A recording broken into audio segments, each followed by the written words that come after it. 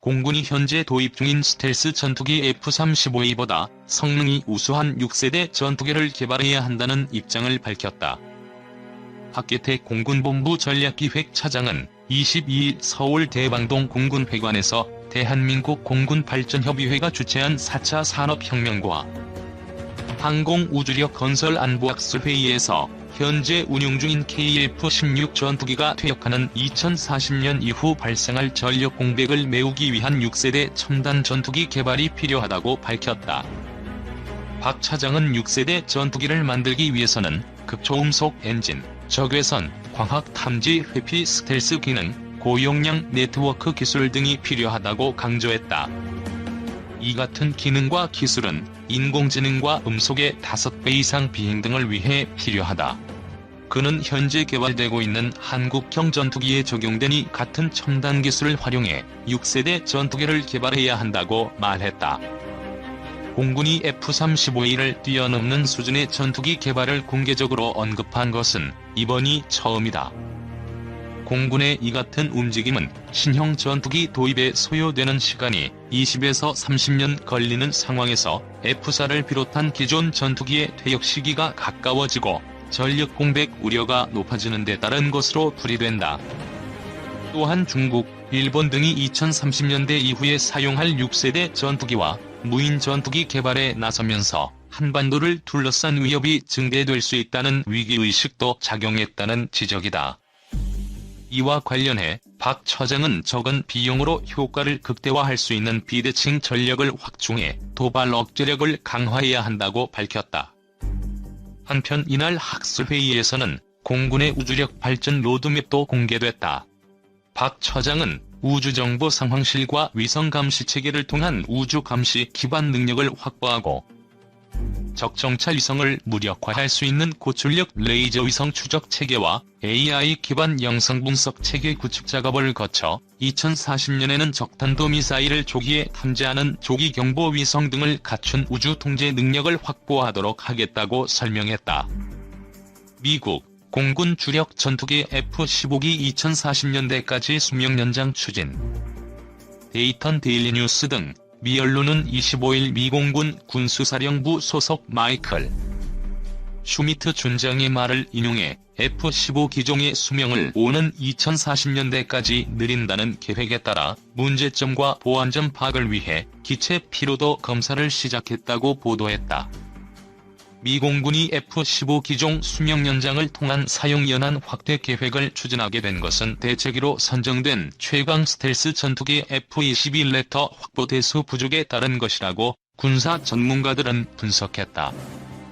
F-15기 대체기로 F-22기를 투입하기로 한 미 공군은 이에 따라 시험기를 포함해 195대의 F-22 보유기 가운데 143대를 일선에 배치한 상태다. 미국 공군 주력 전투기 F-15기 2040년대까지 수명 연장 추진 1. 차세대 통합 타격기 F-35A 라이트닝 II 스텔스기의 배치가 계획보다 늦은 것도 또 다른 이유로 작용했다. 미 공군은 수년간 배치가 늦어진 F-35A 기종에 대해 이르면 다음 달, 늦어도 연말까지 실전 투입 상태를 의미하는 초도작전 능력을 선언할 계획이다. 미 공군은 모두 1,763대의 F-35A기를 도입해 F-16 전투기와 A-10 지상 공격기를 궁극적으로 대체한다는 계획을 수립했지만 현실적으로는 어려움이 많다는 것이 중론이다. 군사 전문가인 리처드 아블라피에아는 F-22기의 조기 생산 부족과 예상보다 늦은 F-35기 확보 때문에 미 공군은 노후 기종 수명 연장을 할 수밖에 없는 처지라고 설명했다. 그는 이어 F-15기는 전천후 전투기와 타격기인 점을 고려하면 앞으로 수십 년간은 더 사용할 수 있다고 평가했다. 실제로 F-15기 보잉사는 이 기종의 연간 평균 비행시간이 300시간인 점을 고려해 수행한 시험 결과 C 기종은 18,000시간으로 배나 늘릴 수 있는 것으로 나타났다. 또 8,000시간인 이 기종은 32,000시간으로 4배나 연장할 수 있다는 결과를 얻었다고 덧붙였다. 그러나 오는 2040년대까지를 목표로 한 F-15기 수명 연장 계획이 장밋빛만 아니다. 새로운 위협이 어떤 것인지, 어떤 임무에 최우선 값을 줘야 할지, 예산을 투입하면 안전비행이 보장되는지 등 여러가지 변수를 고려해야 하기 때문이다. 방산 전문 렉싱턴 연구소의 로렌 톰슨 연구원은 F-15처럼 노후화한 일반 전투기는 기체를 손상하지 않고 초음속으로 수십 년 동안 비행할 수 없으므로 이미 퇴역한 상태라고 주장했다. 톰슨 연구원은 이어 F-15처럼 스텔스기가 아닌 전투기가 신형 레이더 교란 장비 등을 갖춘다고 해도 지금부터 30년 동안 적대국 상공을 안전하게 침투할 수 있을지는 확신할 수 없다고 부정적인 견해를 밝혔다. 한국 vs 일본 차기 스텔스기 대결. 한국과 일본 양국은 모두 자체 스텔스기 개발 계획이 있습니다. F-35 같은 전조국 미국제 수입품이 아닌 한일 양국은 자국산 스텔스기를 개발하고 있는 중입니다. 한국은 2020년대 중후반, 일본은 2030년 정도면 배치가 될 전투기에 대해 양국 국민들은 어느 쪽이 더 강한 공군력을 갖게 될지 알게 될 것입니다. 그때쯤이면 누구의 승리로 돌아갈지 알 수 있지만 이미 때가 늦어 되돌릴 수 없을 겁니다. 지금 개발 계획 중인 양국의 스텔스기가 궁금해지니 알아보겠습니다. 한국의 스텔스기 계획은 이미 알려진 대로 KF-X입니다. 이 항공기를 도입하는 이유는 노후 항공기 대체용입니다. 우리는 1960년대에서 70년대의 국민방위 성검으로 도입한 F-4 팬텀이 아직 34대가 운용 중입니다. 그리고 미국이 수출 전용으로 만들었으나 우리나라에서는 라이센스 생산을 했던 제공호 F-5 기종입니다. 대한항공에서 조립했으므로 앞에 K자를 붙이게 되었으며 그래서 KF-5가 1980년대부터 도입되었으며 지금 170대가 있습니다. F-4 팬텀과 KF-5 모두 거의 중년의 나이에 육박합니다. 이들을 모두 퇴역시키고 그 자리를 대체하는데 한국 공군은 미들급 전투기 120대로 계산하였습니다. 2030년이 되면 한국 공군의 보유 전투기는 이렇게 됩니다. 대수만 보면 현재와 별 차이가 없습니다. 2030년 일본의 항공자위대가 보유할 전투기는 어떻게 될까요? 하이급 F-15J 100기, 하이급 F-3 100기, 미들급 F-35A 140기, 미들급 F-2 100기입니다. 도합 로급 항공기 없이 440대입니다. 대수만 보면 양국이 얼추 비슷한 것처럼 보입니다만 내용을 뜯어보면 천지 차이가 납니다. 일본은 하이급 전투기가 무려 200대가 됩니다. 그 중에도 F-3라는 일본의 최신형이 차세대 스텔스기 100대가 있습니다. 자세히 보시면 아시겠지만 우리나라가 개발 중인 스텔스기인 KF-X는 미들급이고 일본 항공자위대 F-3는 하이급입니다. 공중전 능력이 없는 FA-50을 빼면 한국은 400대도 안되며 공중전을 생각했을 때 압도적인 성능을 보일 스텔스기의 숫자만 보면 일본은 F-35A 140대, F-3 100대 도합 240대이며 한국은 F-35E 40대, KF-X 120대 도합 160대입니다. 즉 양적 질적으로 게임이 안됩니다. 이제부터 KF-X와 F-3를 제1을 비교해보겠습니다. 엔진은 쌍발 엔진이며 추력은 무장한으로 역시 무장량과 추력의 차이가 큽니다. 엔진 추력을 보면 일본의 F-3는 엄청난 추력으로 F-22처럼 코브라 기동이 가능할 겁니다. 또한 일본은 이미 전투기의 눈이라 불리는 AESA 등 레이더나 전자전용 부품 기술 등을 이미 확보하고 있는 상황입니다. 여러가지 수치나 데이터를 보면 향후 개발이 완료되면 F-22급을 넘어서는 하이급 전투기입니다. 자국산 무기들은 우리 맘대로 필요시 뜯어 고치거나 뭘 하나 더하거나 빼거나 맘대로 할 수 있습니다. 이러한 것은 전쟁 시에 무지하게 중요한 문제입니다. KF-X는 8조 5천억 원의 예산이 책정되어 있습니다. 대당 600억 원 또는 700억 원 수준으로 조달 가능합니다. F-35A에 비해서는 300억 원 정도 쌉니다. 9개월 협상.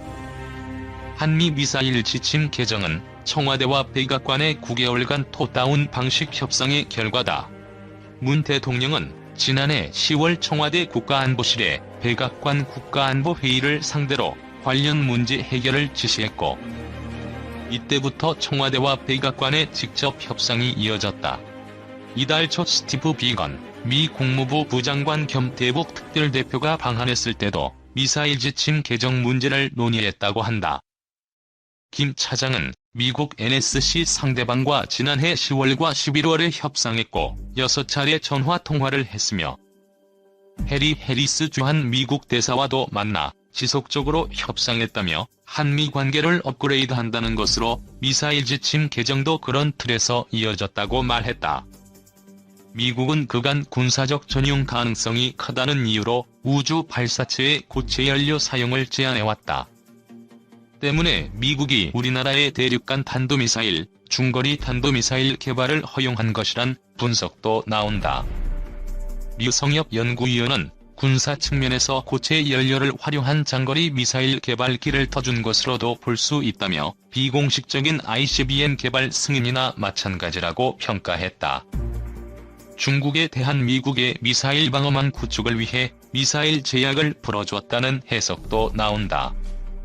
이번 지침 개정이 방위비 분담금 협상과 연동되는 것이 아니냐는 관측도 나온다.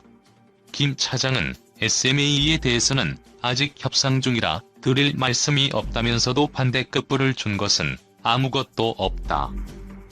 저는 협상할 때 반대급부 같은 것은 주지 않는다며 두 사안이 연계되지 않았다는 점을 강조했다. 장거리 로켓 개발 고체 연료 족쇄 풀렸다. 한미 당국이 한미 미사일 지침을 개정해 한국의 우주 발사체에 대한 고체 연료 사용 제한을 해제하기로 했다. 장거리 로켓 개발에 족쇄가 돼왔던 연료 제한이 풀리면서 우주산업 확대는 물론 우리 군의 대륙간 탄도미사일 기술 개발의 길이 열렸다는 분석이 나온다. 김현종 청와대 국가안보실 2차장은 28일 브리핑에서 오늘부터 우주 발사체에 대한 고체 연료 사용 제한을 완전히 해제했다며 대한민국의 모든 기업과 연구소, 대한민국 국적의 모든 개인은 액체 연료뿐 아니라 고체 연료와 하이브리드형 등 다양한 형태의 우주 발사체를 아무 제한 없이 자유롭게 연구, 개발하고 생산, 보유할 수 있다고 설명했다. 한미 미사일 지침은 1979년 제정된 이후 3차례 개정됐지만 탄도미사일 사거리는 800km, 민간 우주 발사체에 대해선 고체 연료 사용을 제한해왔다. 액체 연료는 고체 연료에 비해 로켓이 낼 수 있는 에너지가 50에서 60분의 1 수준으로 추진력이 약해 로켓 기술 개발을 위해선 고체 연료 제한 해제가 필수라는 지적이 끊이지 않았다. 청와대는 미사일 지침 개정이 군 정보 감시 정찰 능력과 우주산업 개발에 도움이 될 것이라고 강조했다. 김 차장은 고체 연료 우주발사체를 활용한 적에도 군사정찰 위성을 우리 필요에 따라 우리 손으로 쌓아 올릴 수 있는 능력을 갖게 된다면서 한반도 상공을 24시간 감시하는 언블링킹 아이를 구축할 수 있게 된다고 말했다. 일각에선 미국이 사실상 한국의 중장거리 탄도미사일이나 ICBM 개발의 봉인을 해제한 것이라는 해석도 나온다. 고체 연료는 보관과 주입 시간 등의 강점 때문에 주로 군사용 미사일에 활용되기 때문이다. 이에 따라 사거리가 대폭 늘어난 고체 연료 미사일 개발이 가능해진 만큼 한미 미사일 지침에 남아있는 탄도미사일 사거리 800km 제한도 의미가 없어졌다는 것. 김 차장은 800km 사거리 제한을 푸는 문제는 결국 머지않아 때가 되면 해결될 것이라고도 했다. 이에 따라 미국이 미사일 지침 개정에 합의한 것을 두고 주한 미군 방위비 분담금 협상을 위한 포석 아니냐는 관측도 있다. 미국은 그동안 ICBM 전용 가능성을 우려해 고체 연료 제한 해제에 부정적인 반응을 보여왔다. 일각에선 미국도 주한 미군 재배치를 공식화하고 핵개발 재개 방침을 공식화한 북한과 중국을 겨냥한 것이라는 해석도 나온다. 상상 이상 전략가치 족쇄 풀린 고체 연료 우주 산업도 가능. 한국 최초의 우주발사체 나로호가 2009년 8월 25일 전남 고흥 나로우주센터에서 불꽃을 내뿜으며 발사되고 있다. 당시 액체연료 엔진을 탑재한 나로호는 과학위성을 띄우는 데 실패했다. 나로호는 2013년 1월 30일 3차 발사에서야 성공했다. 한국우주 발사체의 고체연료 사용 제한 족쇄를 푼 한미 미사일 지침 개정의 핵심은 군의 정보, 감시, 정찰 기능을 크게 향상시킬 수 있는 기기를 만들었다는 점이다. 군사력 향상, 한미동맹 강화 등 안보적 의미 외에도 우주산업을 위한 토대 마련 등 산업적 의미도 크다는 게 청와대 설명이다. 김현종 청와대 국가안보실 2차장은 28일 브리핑에서 우리는 세계에서 인정하는 강력한 군대를 갖췄음에도 50조 원 국방 예산에도 눈과 귀가 부족했다며 우린 아직도 군용 정찰위성을 보유하고 있지 않다고 설명했다. 한국은 다목적 실용위성인 아리랑 3호 등을 갖고 있지만 판독 기능이 충분치 않고 한반도 상공 순회 주기도 12시간이 돼 군사 효용성은 떨어진다는 평가다. 우주 발사체의 액체 연료를 사용할 수도 있지만 주입에 시간이 너무 걸려 군사용으로 적합하지 않고 가격도 고체 연료의 10배나 된다는 단점이 있다. 하지만 고체 연료 사용 제한이 풀리면 자체 개발한 고체 연료 발사체로 적에도 군사 정찰 위성을 다수 발사할 수 있다. 고체 엔진은 구조가 단순하고 추진력을 내기 쉽다. 구조가 단순하므로 개발 기간이 짧아 저렴한 비용으로 만들 수 있다. 그래서 민간 기업들이 주로 활용하는 기술이다. 고체 엔진을 활용할 수 있으면 자연스럽게 인공위성도 더 자주 더 손쉽게 쏘아 올릴 수 있다.